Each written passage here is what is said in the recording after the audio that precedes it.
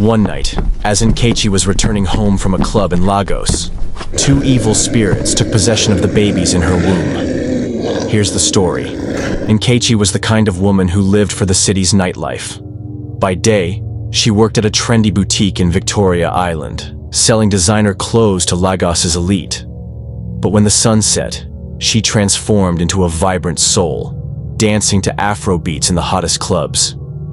Even when she discovered she was pregnant, Nkechi continued her nightly escapades. Her pregnancy was an unplanned shock. Right after conceiving with her boyfriend, Chidi, who worked in Abuja and only visited Lagos once a month, Nkechi tried multiple times to abort the pregnancy. Nothing worked. The last attempt nearly killed her, leaving her too scared to try again. But she still danced, drank cocktails, and lived recklessly. On one fateful night, as she left a club in Lekki at nearly midnight, emboldened by alcohol, everything changed. The streets, usually buzzing with okadas and late-night vendors, were eerily quiet. A strange chill crept into the humid air. As she walked through a familiar alley near the Palms Mall, two tormenting spirits followed her, unseen. Nkechi was 11 months pregnant, with no sign of labor. By 12 months, still nothing. Her neighbors in their high-rise apartment and some family members began to worry about her pregnancy. Some whispered that it wasn't a pregnancy, but a bizarre illness. Chidi, concerned, took her to a private hospital in Ikoyi to inquire. The doctors confirmed she was carrying twins, sparking joy, but deepening their unease. 12 months with no labor was alarming. They visited the hospital frequently. Each time, the doctors and nurses assured them the babies were in good condition, saying, "It's God's timing. Only He knows when they'll be born." The next few months were filled with growing dread.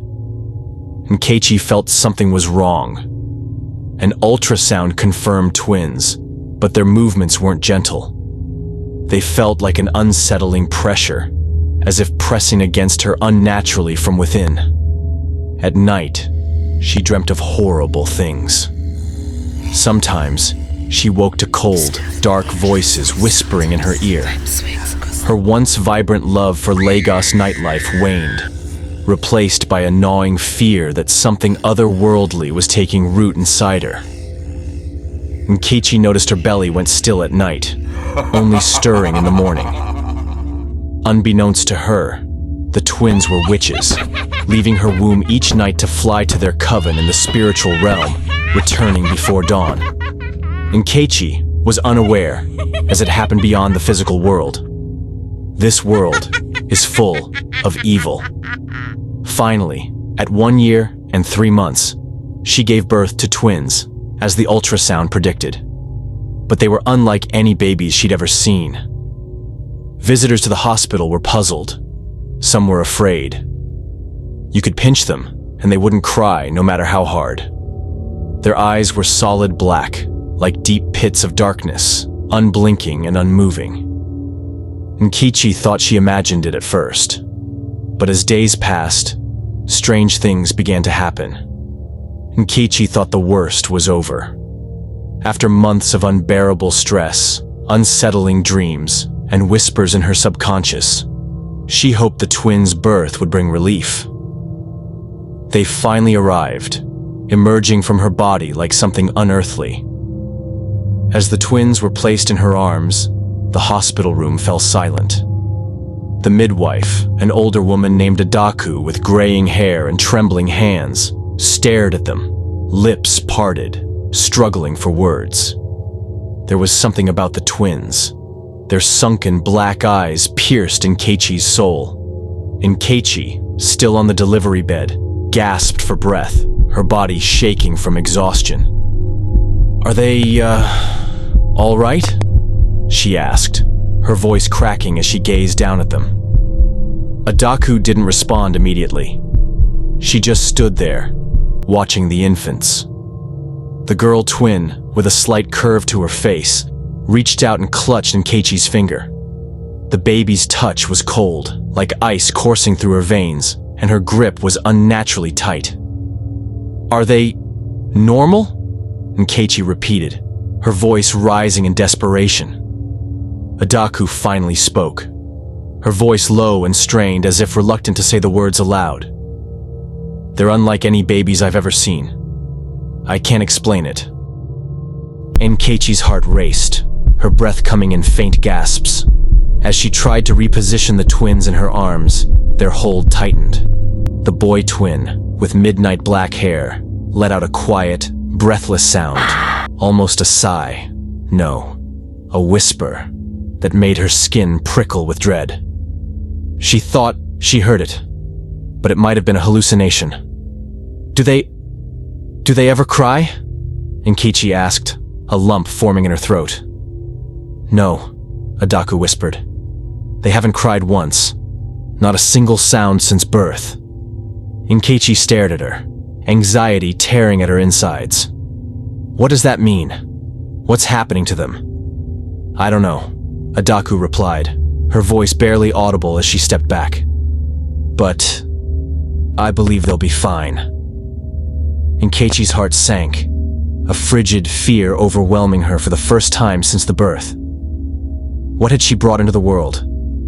What had she carried for so long? Were they really babies? Or something worse? Just then, the door creaked open, and Chidi entered. He'd gone to get jollof rice and water for Nkechi to regain strength. His face was flushed with weariness and concern. He'd been by her side through every test, checkup, and hospital visit, now looking more exhausted than ever. Adaku stood still, mute like a statue. "How are they?" Chidi asked, quickly walking to her side. Nkechi couldn't take her eyes off the twins. Their stillness, their unnatural silence, made her skin crawl, as if they were waiting for her to falter. "They're not like normal babies, Chidi," she said, her voice quivering. "There's something wrong with them. They don't even cry." Chidi bent closer, his face pale in the fluorescent hospital light. "What do you mean, Nkechi? They look fine. They're beautiful." "No," Nkechi said, shaking her head. "No, you don't understand. Look at their eyes. Look at how they just stare at me. They're not normal. They're cold, Chidi. There's nothing human about them." He hesitated, a flicker of doubt in his eyes, before glancing at the babies again. "What are you talking about, Nkechi?" he asked once more. His hand reached to touch the girl twin, but before his fingers made contact, a sudden chill surged through him, as if an unseen force had entered his body. It was like an electric jolt, and he pulled back, startled. "Did you feel that?" he asked, his voice trembling. "What, my love?" Nkechi's heart pounded, tears streaming down her cheeks. Nothing. Chidi lied, but his expression revealed something was wrong. "There must be a problem with our babies, my love," Nkechi moaned. "Anyone who tries to harm our kids will never see the light of day." She wept, looking pitifully at them on the bed, her heart in agony. "Come on, my love. These kids are perfectly fine," Chidi said, patting her shoulder. "They'll be all right? Let's take them home tomorrow. It must be some fragile condition, but they'll be fine." If only he knew the truth. The twins were more than babies. They were something worse, something ancient, connected to Nkechi. The curse of the womb had only begun. The darkness that once existed only in her nightmares had now crept into her life. They took the twins home the next day. The days that followed were a blur, a suffocating nightmare. Nkechi no longer recognized her sleek Lagos apartment. The twins, dark, soulless creatures, were a constant presence. Their unnatural silence and unblinking stares became unbearable. The curse binding them to her womb had deepened, now ghosts of something far more terrifying. What should have been joy was now constant sorrow. Nkechi and Chidi didn't know what to do. They tried every herbal remedy suggested by elders and visited the hospital repeatedly, only to be told nothing was wrong with the babies. It was exhausting. Chidi seemed to be losing himself, his eyes hollow, his once strong shoulders slumping as if drained by an unseen force. The babies didn't cry. Not once. But they were never still. At night, when Nkechi couldn't sleep, she'd wake to find them staring from their crib, eyes black as the void. They seemed to move even when motionless. One night, after Chidi came home from work and found Nkechi sitting by the crib, tears streaking her face, they decided to seek help. There was no denying it. The twins weren't just unusual. There was something evil about them, or something evil controlling them. Whatever they were, it wasn't of this world. "Chidi, I can't take this anymore," Nkechi whispered, her voice shaking. "I feel like I'm losing my mind. They're not just babies. They're something else. I'm scared of them, Chidi. I don't know what to do." He didn't respond immediately. His eyes, too, were wide with terror. He'd seen the same things, heard the same whispers, felt the coldness clinging to him when near them. That night, they turned to something they'd never considered: prayer. Nkechi's heart was heavy with doubt as she watched Chidi kneel by their bed, hands shaking as he clasped them. He'd never been religious, but desperation had pushed them to a breaking point. The darkness in the room seemed to thicken with every word of prayer, as if fighting their pleas. "God, if you hear us, if you feel the brokenness in our hearts, please," Chidi's voice cracked, "deliver us from this curse. Protect our family, our children. We are lost without you." Nkechi couldn't join in. The weight of her sins, her reckless nights, the guilt of trying to end the pregnancy, silenced her. But in her silence, she felt something stir. A tremor, a faint flicker of light in the darkness. Prayer became a nightly ritual. Chidi held Nkechi's hand, and they prayed for the twins. Nkechi began to feel a shift, a crack in the suffocating darkness enveloping her. She no longer felt so alone. Days turned to weeks, and as much as she longed for the darkness to end, for her children to be delivered, she knew she had to wait. Wait for the right moment. Wait for salvation. But every morning the twins were there, eyes empty and dark, their silence unbearable.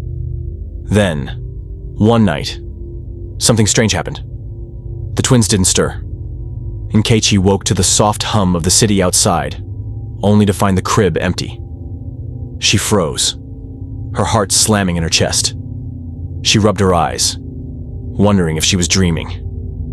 They'd been there hours ago. But now, in the pale light of dawn filtering through Lagos's skyline, the crib was empty. The room felt quieter, the air less thick with evil. "Chidi?" she whispered, voice thick with fear. "Chidi, wake up. I can't find the kids. They're gone." He shot up, eyes wide with panic. "What do you mean, gone? Where are they?" She pointed to the empty crib. "They're not here. They're gone."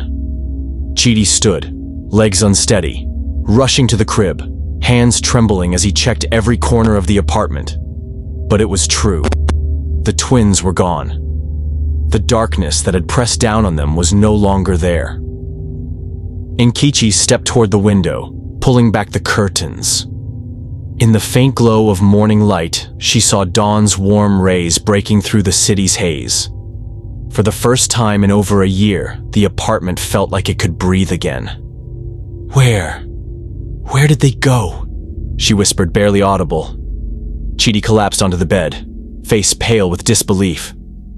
"I don't know," he whispered, voice strained. "But I think God heard us. These weren't babies. These were demons sent to torment us.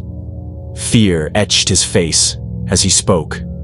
In the stillness, with morning light creeping through the glass, Nkechi felt relief. The curse was over. The twins, the evil, the darkness, were gone. With their disappearance came something else. Peace. Absent from Nkechi's life for so long. For the first time in months, the weight lifted from her shoulders.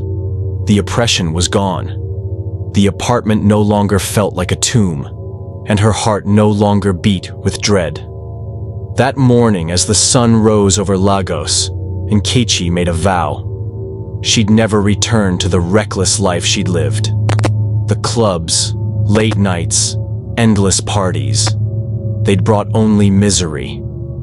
The emptiness she'd been running from had deepened with every drink, every dance, every step away from light. She would go to church. She would embrace the faith that saved her. She would rebuild her life, one step at a time.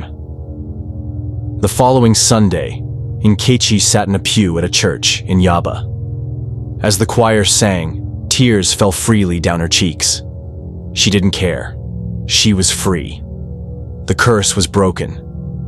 But even as she prayed for healing, a lingering shadow remained, a reminder of the darkness that had been so close. As Nkechi prayed, she knew one thing for certain. She'd never take the light for granted. For even in the peace, there were whispers still, and she would always remember the terror of the cursed womb. If you enjoyed this chilling tale, subscribe for more gripping stories. Hit the like button, share with your friends, and leave a comment. What moment had you on edge? Let's keep the suspense alive together.